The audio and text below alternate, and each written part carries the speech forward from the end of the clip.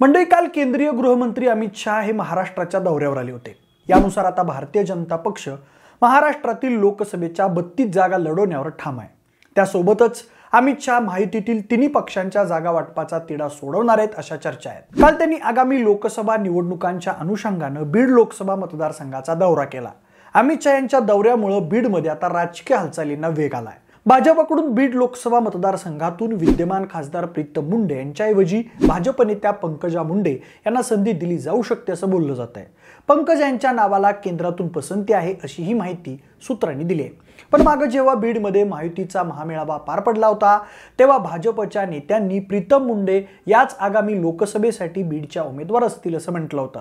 आणि महत्त्वाचं म्हणजे त्या मेळाव्याला अजिबात उपस्थिती लावली नव्हती। तेव्हा राजकीय वर्तुळात अशा चर्चा रंगू लागल्या होत्या की पंकजा मुंडे यांना बीडच्या राजकारणातून साइडलाईन करण्याचा प्रयत्न सुरू आहे। नाराज असलेल्या पंकजा मुंडे यांनीही बऱ्याचदा उघड तशा आशयाची काही वक्तव्य केली होती। इतकंच नाही तर अजितदादा गट सत्तेत सामील झाल्यानंतर पंकजा मुंडे शरद पवार गटात प्रवेश करतील या चर्चांनाही बीडमध्ये उधाण आलं होतं। पण मागच्या काही काळात फडणवीसांशी झालेली भेट, त्यानंतर अचानक धनंजय मुंडे यांच्या सोबत स्टेजवर पंकजा मुंडे यांचं दिसणं आणि आता अमित शहा यांच्या दौऱ्यानंतर बीड लोकसभेसाठी पंकजा मुंडे यांच्या नावाची चर्चा होणं हा काय निव्वळ योगायोग असू शकत नाही। दरम्यान त्यावेळी बहीण भावात धनंजय मुंडे हे परळी विधानसभा तर पंकजा मुंडे या बीड लोकसभा मतदारसंघातून निवडणूक लढवणार असा समझोता झालाय अशाही चर्चा कानी येत आहेत। पण जर पंकजा मुंडे बीड लोकसभा लढवणार असतील तर प्रीतम मुंडे यांच्यासाठी भाजपचा प्लॅन बी काय असणार? बहिणीला डावलून पंकजा मुंडे खरंच बीडची जागा लढवणार की थेट धनंजय मुंडे यांचीच माहितीकडून लोकसभेसाठी वर्णी लागणार? कोण होईल बीडचा पुढचा खासदार? त्याचाच घेतलेला हा संपूर्ण आढावा। नमस्कार, मी प्रथमेश आणि तुम्हाला तर माहिती आहे आपला विषयच भारी। म्हणजे बीडमध्ये महायुतीचा मेळावा पार पडला तेव्हा महायुतीतील मित्र पक्षांच्या नेत्यांनी बीडमध्ये डॉक्टर प्रीतम मुंडे याच लोकसभेला उमेदवार असतील आणि त्या यावेळेस हॅट्रिक करतील असा विश्वास व्यक्त केला होता। त्यानंतर तुमच्या भावनेचा सन्मान ठेवून मी लोकसभा निवडणुकीची उमेदवार म्हणून पुढे जात आहे असं विधान स्वतः खासदार डॉक्टर प्रीतम मुंडे यांनी केलं होतं।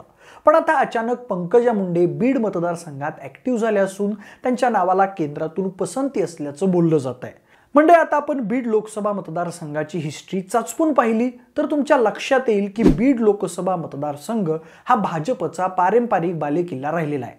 मागच्या 20-30 वर्षांपासून बीडमधील राजकारण हे मुंडे या आडनावाभोवती फिरताना दिसतंय। गोपीनाथ मुंडेंच्या अपघाती निधनानंतर झालेल्या पोटनिवडणुकीत एकदा आणि नंतर 2019ला दुसऱ्यांदा गोपीनाथ मुंडेंच्या कन्या प्रीतम मुंडे या बीड मतदारसंघातून निवडून आल्यात।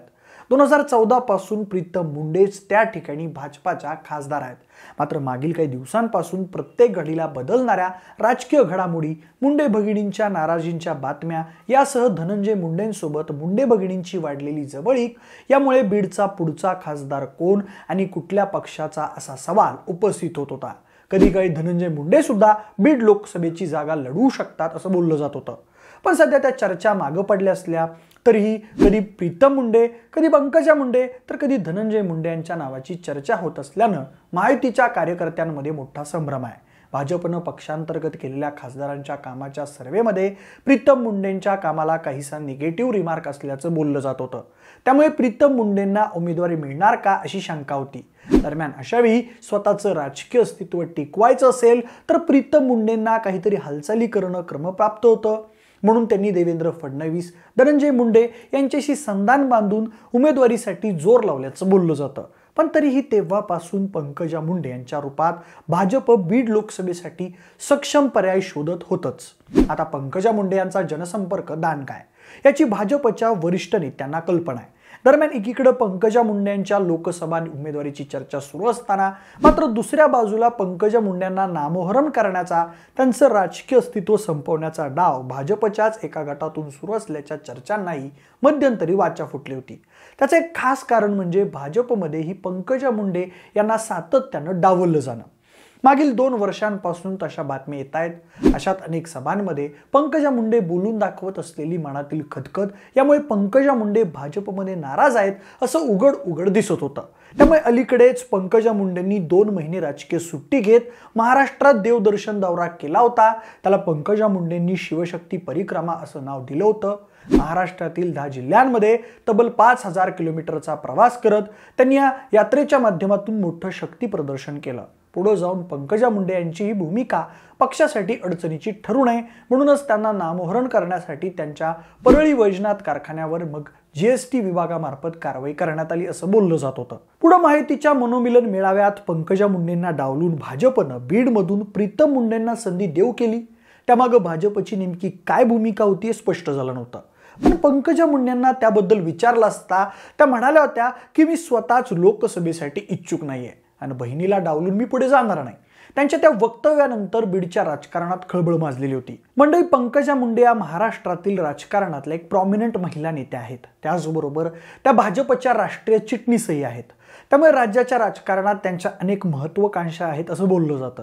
त्यापैकी एक म्हणजे त्यांच्या वडिलांच्या निधनानंतर खुद्द त्यांच्या नावाची राज्याच्या मुख्यमंत्री पदासाठी चर्चा सुरू होती. पण भाजपनं अचानक फडणवीसांना फ्रंटलाईन केलं आणि त्यांचा पत्ता कट झाला. 2019 नंतर तर भाजपला पंकजा यांचा विसरच पडला की काय अशी परिस्थिती झाली आहे. आता चर्चा खूप वाढल्यानंतर मध्यंतरी त्यांनी स्वतःच आपण पॉलिटिकल ब्रेक घेतला असल्याचं सांगितलं. पण त्यांच्या ॲस्पिरेशन लपून राहिल्या नव्हत्या. खरं तर त्यानंतर पंकजा राज्याच्या राजकारणात राहिल्या तर फडणवीसांना कॉम्पिटिशन तयार होईल म्हणून त्यांना केंद्रीय राजकारणात पाठवण्याची तयारी सुरू आहे याचीही पंकजांना कल्पना असल्याचं बोललं जातं.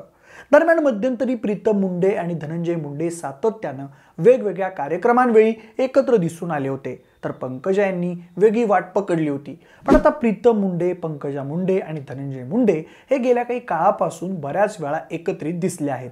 पंकजा आणि प्रीतम मुंडे या बहिणींमधलं प्रेमही लपून राहिलेलं नाही. मागं दसरा मेळाव्यात कार्यकर्त्यांना संबोधन करताना पंकजाताईंच्या पराक्रमाची ज्योत आणि तुमची शक्ती एकत्र येईल त्यावेळी इतिहास घडल्याशिवाय राहणार नाही असं वक्तव्य प्रीतम मुंडेंनी केलं होतं. ताईंमध्ये दिलेले शब्द पाळण्याची ताकद आहे. त्यांनी स्वार्थी वृत्तीनं काम करत असल्याचं प्रीतम मुंडे म्हणाल्या. तसंच समोर बसलेल्या जनतेला तुम्ही स्वाभिमानाचे प्रतीक आहात असंही प्रीतम मुंडे त्यावेळी म्हणाल्या होत्या. बऱ्याच कार्यक्रमातून त्या एकमेकींच्या लहानपणीच्या आठवणी सांगत असतात. मागे या दोघी धनंजय मुंडेंना राखी बांधण्यासाठी सुद्धा एकत्र आल्याचं समोर आलं होतं. मागं शासन आपल्या दारी या कार्यक्रमाच्या निमित्ताने धनंजय मुंडेंनी पंकजा मुंडेंशी असलेले सगळे मतभेद मिटल्याचं नमूद केलं होतं. राष्ट्रवादी काँग्रेस पक्ष, भाजपा व शिवसेनेसोबत सरकारमध्ये आल्यानंतर आमच्यात जो काही राजकीय संघर्ष होता तो संपला. ते मनभेद नव्हते, राजकीय मतभेद होते. राजकारणात त्यावेळी आम्ही एकमेकांच्या विरोधात विचारांनी वेगळे होतो. आता महायुतीच्या माध्यमातून हे सर्व विचार एकत्र आल्यानंतर आमच्या बहीण भावामध्ये अंतर पडायचं कारण नाही. आम्ही याआधीही वेगवेगळ्या कार्यक्रमांच्या निमित्तानं एकत्र आलो. पण ज्या मजबूतीनं जिल्ह्याचं नेतृत्व व्यासपीठावर आज पाहायला मिळालं त्याचा आनंद सगळ्यांनाच होता असं धनंजय मुंडे त्यावेळी म्हणाले होते. असा विचार केला तर दांडगा जनसंपर्क आणि गोपीनाथ मुंडेंची लिगसी पुढे नेण्याच्या दृष्टीनं पंकजा मुंडे या प्रीतम मुंडेंपेक्षा काकणभर सरस ठरतात.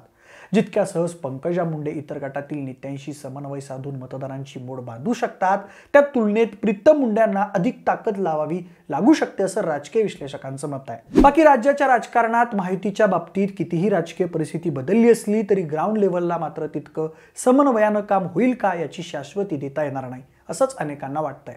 2019ला बजरंग सोनवणेंनी राष्ट्रवादीच्या तिकिटावर प्रीतम मुंडेंच्या विरोधात लोकसभेची निवडणूक लढवून 5 लाख इतकी निर्णायक मतं मिळवली होती. सध्या राष्ट्रवादीची 2 शक्ल झाल्यानंतर त्यांची भूमिका अस्पष्ट आहे. पण येत्या काळात त्यांची भूमिका सुद्धा बीडच्या राजकारणाची दिशा ठरवणार आहे. पण आता केंद्रीय गृहमंत्री अमित शहा यांच्या येण्यानं बीडमध्ये थंड पडलेल्या महायुतीच्या कार्यकर्त्यांमध्ये नवचैतन्य उसळल्याची भावना आहे.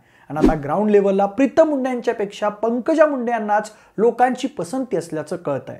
पंकजा मुंडेंना तिकीट देऊन त्यांची नाराजी दूर करण्याचा तसंच भाजप अंतर्गत बंडखोरी रोखण्याचा भाजपच्या केंद्रीय नेतृत्वाचा प्लॅन आहे असं बोललं जात आहे. पण प्रीतम मुंडे या सुद्धा 2 वेळा बीडच्या खासदार राहिलेल्या आहेत. याची देखील दखल घेणं आवश्यक आहे.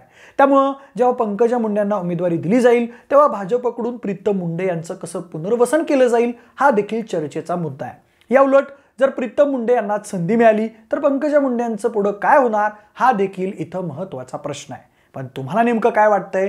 पंकजा मुंडे, प्रीतम मुंडे की धनंजय मुंडे बीडचे पुढचे खासदार कोण होतील? आत्ताच पंकजा मुंडेंच्या उमेदवारीची चर्चा का फेर धरू लागली आहे? पंकजा मुंडेंनी शांतीत क्रांती करत आपला डाव सारलाय का? तुमची मतं आम्हाला कमेंट करून नक्की सांगा. जर हा व्हिडिओ आवडला असेल तर लाईक आणि शेअर करा. सोबतच असेच माहितीपर व्हिडिओज पाहण्यासाठी आपल्या विशेषभर या यूट्यूब चॅनलला देखील सबस्क्राईब करा. आणि जर हा व्हिडिओ तुम्ही फेसबुकवर पाहत असाल तर तिथंही आम्हाला फॉलो करायला अजिबात विसरू नका. धन्यवाद.